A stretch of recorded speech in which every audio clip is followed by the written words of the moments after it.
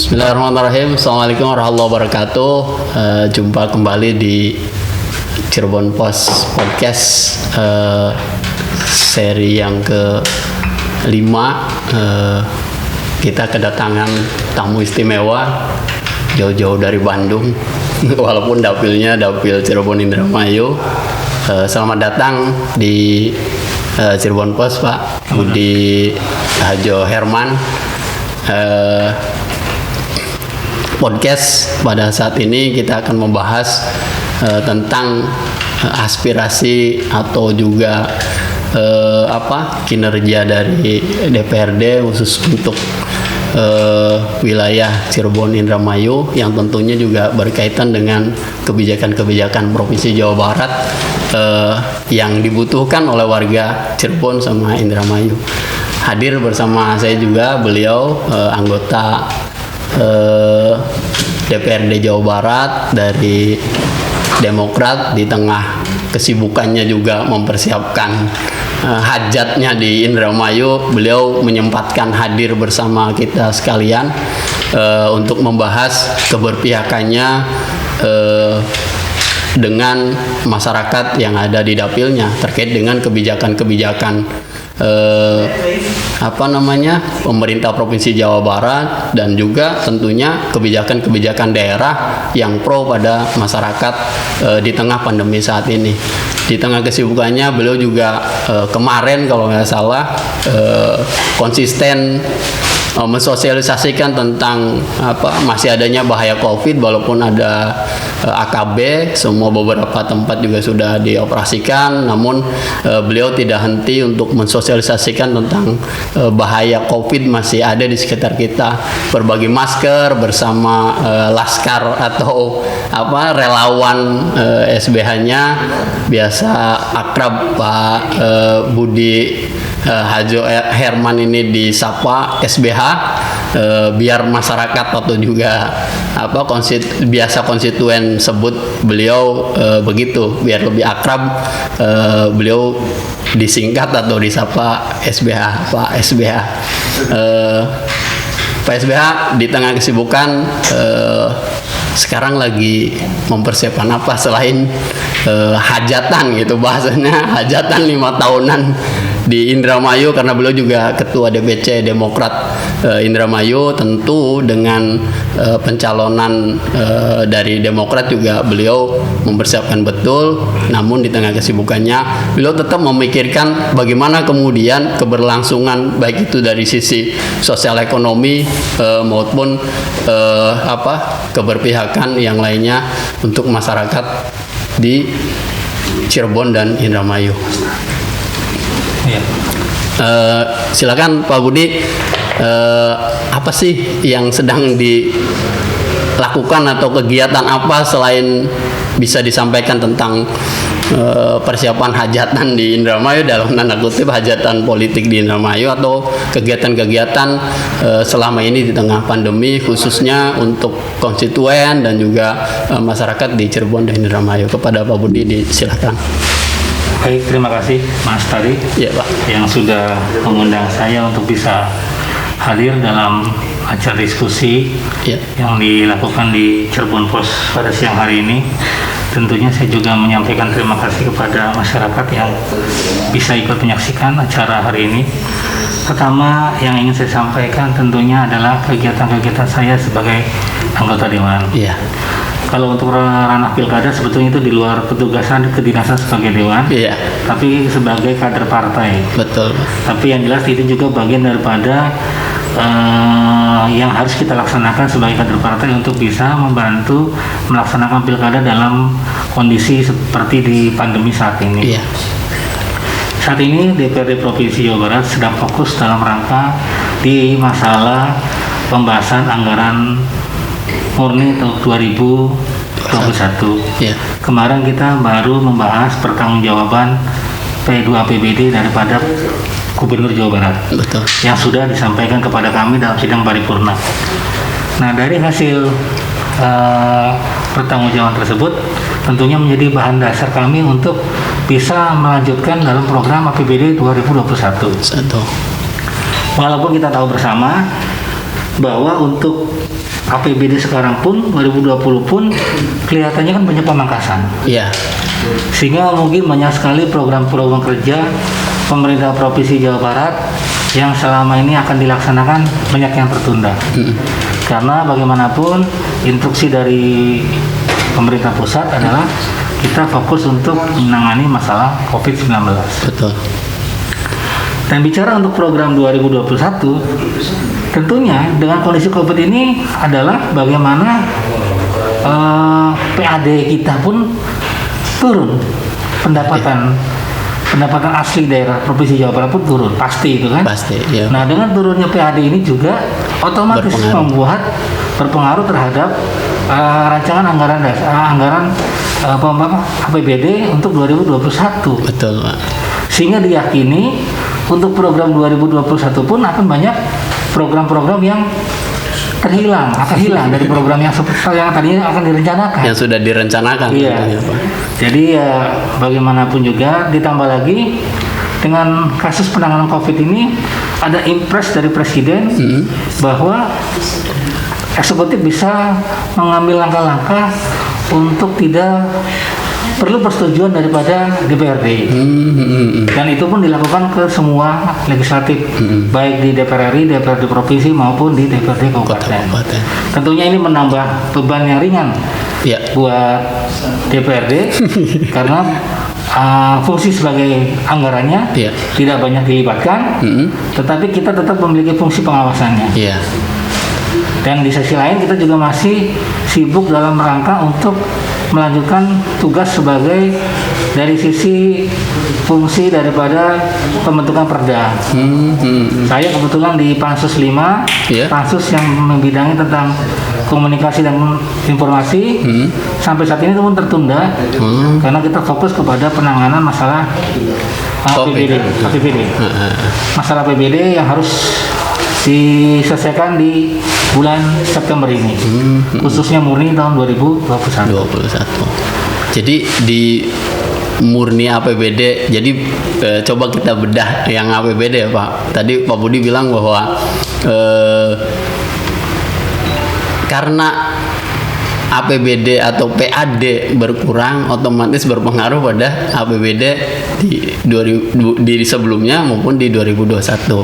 Nah, bagaimana kemudian program prioritas juga tidak terhambat, tentunya saran-saran dari DPRD karena memang membahas tentang anggaran murni di 2021 itu seperti apa kepada pemerintah provinsi agar juga ini dirasakan gitu kepada kota kabupaten di 27 kota kabupaten yang ada di Jawa Barat. Nah, itu seperti apa, Pak? Ya, saat ini sih kami menyerahkan dalam rangka untuk penanganan COVID dulu yang bagaimanapun ini menjadi kebutuhan dasar masyarakat kita saat ini agar masyarakat bisa tenang, bisa tetap sehat, dan bisa menjalankan kegiatan sehari-harinya. Walaupun kita tahu bersama dengan kondisi seperti ini mungkin tidak maksimal. Iya kan? Tapi mudah-mudahan dengan kondisi yang sangat memprihatinkan ini kita tetap siap dan kuat menghadapi situasi seperti ini. Jadi untuk ekonomi sosial Pak, bahasanya ekonomi sosial gitu, agar seimbang gitu, agar kemudian juga di sisi lain masyarakat juga kebutuhan dasarnya terpenuhi. Ya, kita ada program bansos. Bagaimana seperti itu Pak? Kita juga memiliki program bansos untuk masyarakat yang terdampak daripada COVID, baik berbentuk sembako maupun juga mungkin berbentuk bantuan modal bagi UKM yang terdampak COVID-19 ini. Ya. Mungkin juga ada beberapa kebijakan lainnya yang tentunya juga diberikan oleh pemerintah Provinsi Jawa Barat. Nah, bagaimana pengawasan itu Pak agar tepat sasaran gitu? Karena selama ini kan masyarakat ada saja kan namanya juga mengeluh nggak masuk dan double dari pusat, provinsi juga daerah gitu. Karena hasil temuan di lapangan saya juga sempat melaksanakan di tingkat dapil, ada beberapa pertanyaan dari masyarakat terkait dengan seharusnya mereka berhak mendapat. Mereka tidak dapat, dan itu sudah kita sampaikan juga kepada pemerintah provinsi. kepada gubernur Iya. untuk bisa segera dievaluasi, dan kemarin alhamdulillah di bantuan sosial yang kedua itu jumlahnya lebih banyak daripada bantuan sosial tingkat yang pertama. Nah, mudah-mudahan terus ini akan dipantau oleh kita sehingga ke depan yang ketiga akan lebih banyak lagi yang menerima sesuai dengan kebutuhannya. Iya. Tapi juga jangan sampai yang mampu justru mendapat bantuan juga. Artinya bukan masalah banyaknya. Iya, betul, Pak. Tapi bagaimana sesuai tepat sasarannya. Iya. Nah, kebijakan-kebijakan yang tentunya juga dirasakan di tengah pandemi ini, apa yang didorong oleh DPRD khususnya dari Dapil Pak Budi gitu, maksudnya di Cirebon Indramayu ini untuk Provinsi Jawa Barat menjadi satu prioritas karena ini aspirasi dari Dapil. Apa itu, Pak, salah satunya? Jadi kalau saya perhatikan memang pemerintah itu dalam hal ini eksekutif lebih disibukkan kepada persoalan-persoalan untuk mengatasi masalah COVID-19. Sehingga banyak sekali program-program yang harusnya kemarin bergulir banyak yang terhenti. Nah, inovasi-inovasi apa yang harus bisa dilakukan? Inilah yang harusnya dipikirkan oleh gubernur beserta jajarannya, karena mereka adalah sebagai eksekutor dalam program pemerintah, sehingga mereka seharusnya segera melakukan memberikan bantuan untuk permodalan. Itu lebih penting karena bagaimanapun juga mereka saat ini adalah tidak banyak yang menjadi pengangguran. Artinya apakah dirumahkan, apakah di PHK, baik PHK selamanya atau PHK sementara kan gitu. Tapi yang jelas ini adalah bagian daripada tugas pemerintah provinsi untuk bisa memberikan suatu kontribusi terhadap pemerintah kabupaten kota dalam bentuk apa? Dalam bentuk bantuan keuangan yang tujuannya bisa untuk kegiatan permodalan gitu loh. Jadi permodalan khususnya di Dapil Cirebon ini jadi satu hal. Jadi sifatnya yang bangunan sipil, bangunan konstruksi atau infrastruktur baik ditunda dulu. Jadi dialihkan sementara untuk permodalan, bagaimana ekonomi sosial masyarakat ini memang betul-betul. Karena kita tahu bersama Bu Sri Mulyani sudah menyampaikan bisa jadi kemungkinan nanti pertumbuhan ekonomi di Indonesia bisa minus sampai minus 4%, ya kan? Dan itu jangan sampai terjadi karena di negara lain, beberapa negara sudah ada mencapai resesi. Iya, betul. Seperti di Singapura juga. Betul. Nah, jangan sampai efek itu ke kita. Iya. Mudah-mudahan karena Indonesia itu mayoritas adalah UKM, jadi pergerakan ekonominya lebih masih bisa diatasi. Iya. Beda dengan negara-negara lain yang notabene lebih dikuasai oleh pengusaha-pengusaha besar. Iya. Nah, bagaimana kemudian agar UKM ini tetap bertahan selain tadi dibantu permodalan dan lain-lain gitu, Pak, untuk menjaga bahwa atau memastikan bahwa mereka tetap hidup, tetap tumbuh gitu. Bagaimana? Kita tahun 98. Betul, Pak. Kalau ingat pernah mengalami yang namanya krisis ekonomi. Krisis moneter saat itu. Krisis moneter pada saat itu kalau nggak salah banyak sekali orang akhirnya pada berjualan makanan. Iya kan? Iya. Artinya pada buka kafe, buka warung. Iya. Karena faktanya memang yang masih bisa untuk hidup dalam ekonomi saat ini adalah makan. Iya. Makanan gitu, jualan makanan. Jualan makanan apapun yang kira-kira bisa dijangkau oleh masyarakat itu pasti akan laku. Betul. Ya kan? Iya. Kebutuhan makanan, kebutuhan minuman, bahan bakar, lalu misalnya pokoknya yang kaitannya dengan kebutuhan sehari-hari lah ya. Nah, itu yang masih bisa ekonomi yang masih bisa bergulir gitu. Iya.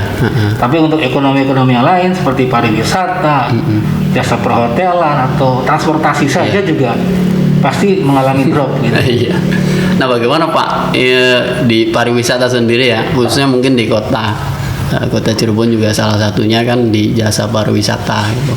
Dengan kondisi saat ini barangkali ada masuk aspirasi ke Pak Budi terkait dengan aspirasi tentang pariwisata itu yang bisa diinikan ke provinsi, tentu program-program yang berkaitan dengan itu.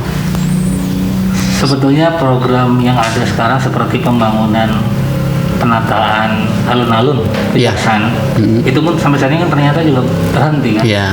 Karena apa? Karena alokasi anggaran untuk alun-alun Kejaksan tahap kedua tidak bisa dicairkan. Oh begitu Pak? Iya, karena kembali lagi dialihkan kepada kegiatan yang lain. Jadi Kalau bicara pembangunan, ya anggaplah untuk 2020 dan 2021 puasa. Kira-kira begitu. Karena semuanya kembali lagi dalam tahap untuk membenahi. Iya. Membenahi perekonomian yang sudah rusak oleh situasi Covid. Jadi pariwisata juga bisa berjalan beriringan tentunya Pak. Yang tentunya yang prioritas adalah bagaimana memastikan masyarakat dan UKM tadi gitu bisa hidup di tengah pandemi yang memang sangat luar biasa ini gitu. Pak, ada satu kebijakan untuk sekolah misalkan dari Provinsi Jawa Barat, karena memang SMA, SMK sederajat kan ada di kewenangannya di provinsi. Nah, bagaimana ada rencana kan dibuka dengan ketentuan-ketentuan tertentu, karena memang satu sisi ada inian orang tua juga dan lain-lain lah, ada keluh kesah itu. Nah, menurut Pak Budi ini sebenarnya seperti apa gitu? Ya, kalau menurut saya pribadi sebetulnya saya sih sependapat bahwa untuk pendidikan itu tetap diliburkan dulu. Iya. Sampai kondisi Covid ini benar-benar aman. Kenapa? Karena jangan sampai anak-anak kita menjadi korban. Iya.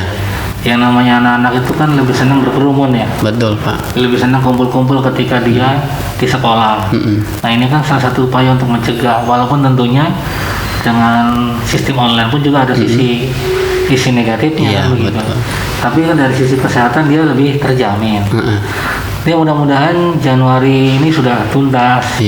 Sehingga kita berharap dengan adanya vaksin katanya sudah mulai ada, ya sekarang lagi diuji klinis ya. Tahap kedua, mudah-mudahan ya relawannya banyak dan bisa segera dilaksanakan.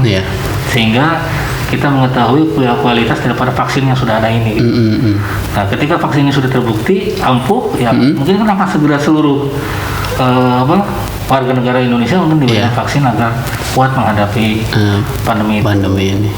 Iya, Pak Budi tadi sudah sampaikan bahwa sebenarnya walaupun memang agak berat tentang kebijakan tadi ya Pak, dibuka dan sebagainya, mungkin keluh kesah juga masyarakat masuk ke anggota dewan baik kota, kabupaten maupun provinsi, tentu untuk kebaikan bersama ini untuk ditahan dulu kan gitu. Lebih baik bagaimana pengawasan bersama dan kemudian juga regenerasi ke depan bisa dipersiapkan dengan itu. Jadi memang kalau saya boleh menyarankan seharusnya bantuan sosial itu seperti waktu ketika Pak SBY dalam bentuk uang tunai. Betul. Tidak dalam bentuk barang. Kenapa? Kalau dalam bentuk uang tunai itu juga secara tidak langsung membangkitkan pertumbuhan ekonomi di sekitar. Nah, misalnya kita dapat bantuan uang, otomatis uang itu kan kita belanjakan. Betul. Tapi kan tidak mungkin dibelanjakan di luar kota. Pasti di warung sebelah, tetangga. Nah, disitulah kan ekonomi lokal perputaran itu ada. Tapi kalau dikasihnya barang, mungkin kan yang hidup kan pabrik-pabrik, toko-toko besar. Tertentu saja. Kan? Sudah. Nah, maksud saya seperti itu. Jadi ya seharusnya seyogianya sebaiknya sih kalau bisa sih dalam bentuk uang tunai, biarkan masyarakat berbelanja di dalam lingkungan mereka gitu. Sehingga efeknya ada. Iya, betul. Ya, ada nggak yang memang selain tadi gitu Pak, UMKM gitu, kemudian juga bantuan sosial dan distribusinya gitu, kemudian keluh kesah mungkin orang tua yang hampir 4 bulan lebih juga anaknya di rumah kan gitu. Nah, Pak Budi menemukan lagi nggak? Ternyata anak di rumah ternyata biaya hidupnya lebih tinggi katanya Mas. Lebih tinggi semua juga. Baru pada kerasa. Karena banyak makan katanya. banyak makan, terus banyak pengeluaran juga ternyata, walaupun disubsidi ternyata mereka kaget kan, masyarakat kaget kok semuanya, karena memang mungkin pemakaiannya juga lebih banyak dibanding biasanya. Maksudnya ada aspirasi lain nggak Pak di tengah pandemi yang mungkin menurut Pak Budi unik gitu, atau mungkin apa ya jadi mayoritas atau prioritas di warga? Ya sebenarnya warga yang paling mendasar itu kebutuhan pekerjaan. Banyak yang hilang pekerjaan itu kan otomatis dia butuh pemasukan.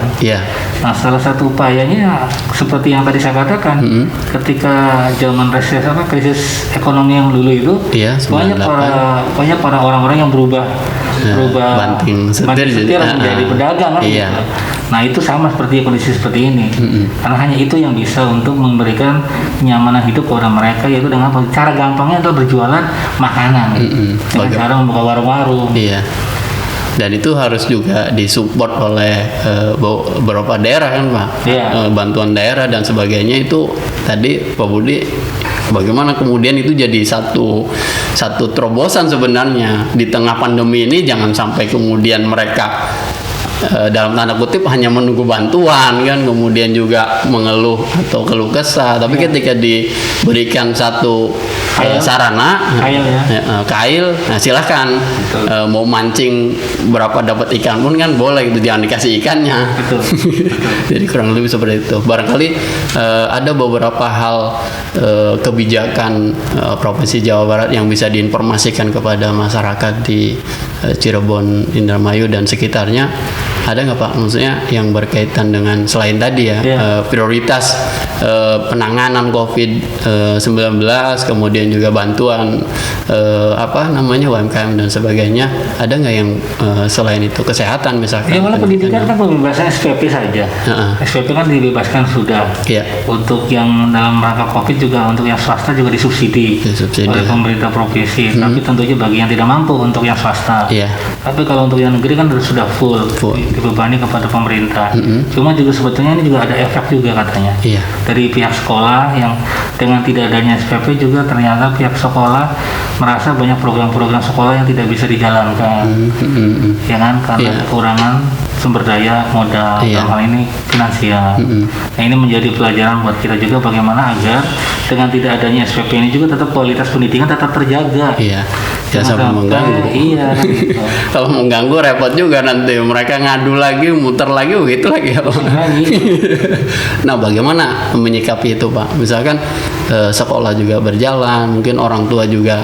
Ya sebenarnya kan kalau DPRD aspirasinya sudah jelas gitu, menggratiskan misalkan, terus kemudian masyarakat merasa nyaman. Tapi di sisi lain ada kemudian ini pendidik atau pengajar dalam artian konstitusi atau institusi pendidikan yang merasa ada yang hilang gitu dengan itu. Nah, maksudnya ada ini nggak Pak? Ada saran agar kemudian balance ini atau keseimbangan ini bisa terjaga? Di sini Dewan Sekolah harus bisa memberikan solusi. Artinya di sekolah ini kan ada yang mampu dan ada yang tidak mampu. Betul. Saya kira untuk yang mampu dengan diberikan satu beban untuk membantu yang tidak mampu, saya kira nggak ada masalah. Artinya apa? Yang mampu diberikan satu beban yang lebih, yang tidak mampu diberikan beban yang lebih kecil. Nah, ini harus disepakati bersama di antara para orang tua wali murid. Jadi kuncinya nanti di Dewan Sekolah menurut saya. Dengan adanya kondisi agar kualitas pendidikan tetap terjaga. Nah, dengan adanya terobosan misalkan kayak di Kota Cirebon gitu Pak, dia menggandeng salah satu TV swasta misalkan. Nah, itu efektif nggak Pak dengan adanya untuk untuk pembelajaran metode daring dan sebagainya? Untuk kondisi seperti ini saya kira cukup efektif, membantu, meringankan beban juga daripada sekolah ya kan. Otomatis biaya kan ditanggung oleh pemerintah maupun juga swasta kan begitu. Nah, ada rencana nggak misalkan Jawa Barat juga menggandeng khususnya untuk SMA SMK? Belum tahu saya. Belum ada kayaknya. Kalau ada rencana itu kan untuk pendistribusian informasi dan ininya agar juga tadi gitu kan, ibu-ibu atau mama tuh bilang ini beli kuota dan sebagainya. Nah, barangkali ada aspirasi itu. Kalau di DKI mas saya sudah dengar katanya diberikan gratis tuh. Oleh gubernurnya kan. Nah, tinggal coba. Apa ya? Makanya bisa didorong. Wah, Budi, bagaimana ini juga bisa jadi satu aspirasi masyarakat di tengah pandemi saat ini gitu. Boleh. Barangkali masuk di anggaran 2021 untuk juga pendidikan khususnya untuk metode daringnya disubsidi atau di ini kan sama pemerintah provinsi.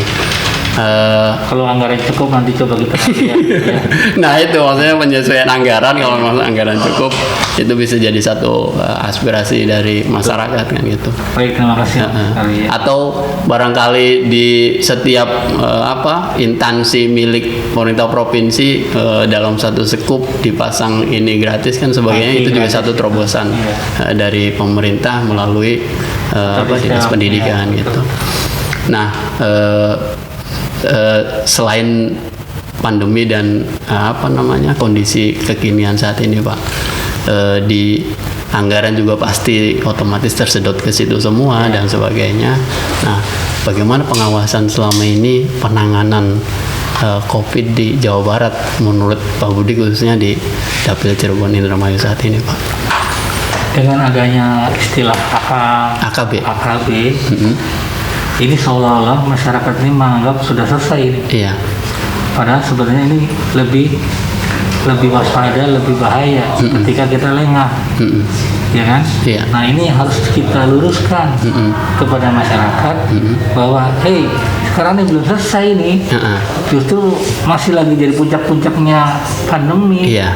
Jadi tolong protap yang selama ini sudah kita dengung-dengungkan tetap dilaksanakan. Iya. Jangan sampai merasa percaya diri bahwa dengan adanya lebih kebebasan, tidak seperti zaman PSBB kemarin, ini seolah-olah sudah selesai. Gitu.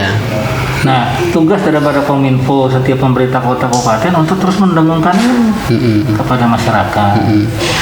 Jadi dengan adanya mungkin yang terbaru, Pak, keluar peraturan gubernur kalau nggak salah tentang denda tidak bermasker gitu misalkan. Nah, itu efektif nggak menurut Pak Budi? Itu pun sempat kita kritisi ketika pembahasan dengan dengan OPD terkait masalah denda masker, karena selama denda masker juga tapi sosialisasi sekaligus juga tidak ada maskernya, ya kan itu juga akan memberatkan masyarakat. Betul. Makanya akhirnya pemerintah provinsi memberikan bantuan masker kepada pemerintah kabupaten kota plus juga kepada masyarakat agar ketika itu diberlakukan masyarakat juga sudah mengetahui dan sudah memiliki masker, sehingga kalaupun itu diberlakukan ya memang harus dilakukan, tapi dasar pondasinya sudah disiapkan gitu. Iya, jadi kayak di kota lah salah satunya gitu, razia kan rutin dan sebagainya. Nah, keluar perlu menyadarkan masyarakat tentang perlu harus dengan aturan yang ketat seperti itu. Jangan sampai di tengah AKB seolah-olah longgar, beberapa sudah buka, cuek. Nah, ini sebenarnya jadi klaster-klaster baru yang kemudian melonggarkan itu gitu. Jadi saya sudah sampaikan bahwa bagaimana peran pemerintah untuk terus mensosialisasikan pentingnya menjaga diri. Kita udah dengar ya di 40 yang komunikasi positif kan? 40 kan? 40 orang. 40 orang. Itu yang membuat akhirnya Gunung Sate kan tutup. Selama 15 hari. Sesuai. Nah, itu apa ya? Terlalu percaya diri kan? Dampak daripada terlalu percaya diri seolah-olah sudah selesai itu. Nah, itu juga jadi satu pelajaran ya, Pak. Karena kan pejabat publik yang ada di situ, kemudian juga itu jadi satu contoh bagaimana pandemi ini berarti masih ada di sekeliling kita. Apalagi di dalam satu ruangan yang ber-AC. Oh, begitu. Ya kan itu resisten. Lebih mudah. Lebih mudah berpindah. Pak Udi, di akhir sesi diskusi atau dialog singkat kita saat ini atau sore hari ini, ada yang ingin disampaikan nggak terkait dengan himbauan gitu, kemudian juga informasi, silahkan bisa disampaikan. Tentunya di tengah pandemi saat ini, selain tadi Mbak Budi berulang-ulang dari awal juga agar masyarakat tetap menjaga diri. Nah, silahkan barangkali ingin disampaikan, Pak. Baik, terima kasih Mas Tari.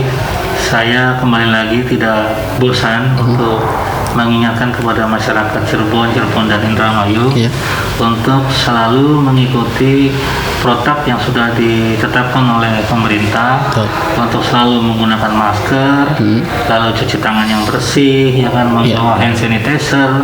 Itu adalah bagian daripada new normal. Artinya hidup yang belum normal tapi dengan normal gaya baru. Yang tadinya tidak biasa pakai masker, mau tidak mau harus pakai masker. Yang tadinya di kantong tidak bawa hand sanitizer, kita sekarang harus bawa hand sanitizer. Yang tadinya jarang cuci tangan jadi sering cuci tangan. Nah, itu adalah bagian daripada upaya untuk mengurangi daripada memutus mata rantai daripada pandemi. Jadi sekali lagi kepada teman-teman, saudara-saudara semua yang ada di Cirebon Indramayu, ingat bahwa wabah ini belum selesai dan kita harus tetap hidup sehat, makan yang secukupnya, vitamin yang cukup, juga bila perlu ditambah dengan multivitamin yang kira-kira kita makan buah-buahan dan sayuran lah terutama. Saya kira itu barangkali. Terima kasih. Terima kasih Pak Sri Budi Harjo Herman atau biasa disapa SBH atas kehadirannya di podcast atau di Cirebon Post Podcast pada sore kali ini. Di tengah kesibukannya beliau masih menyempatkan hadir bersama kita sekalian. Saya Mas Tari dari Cirebon Post, terima kasih sekali lagi Pak. Dan terima kasih kepada teman-teman semuanya yang sudah ikut berpartisipasi di media sosial kita di Cirebon Post Media. Sekali lagi terima kasih. Assalamualaikum warahmatullahi wabarakatuh. Waalaikumsalam.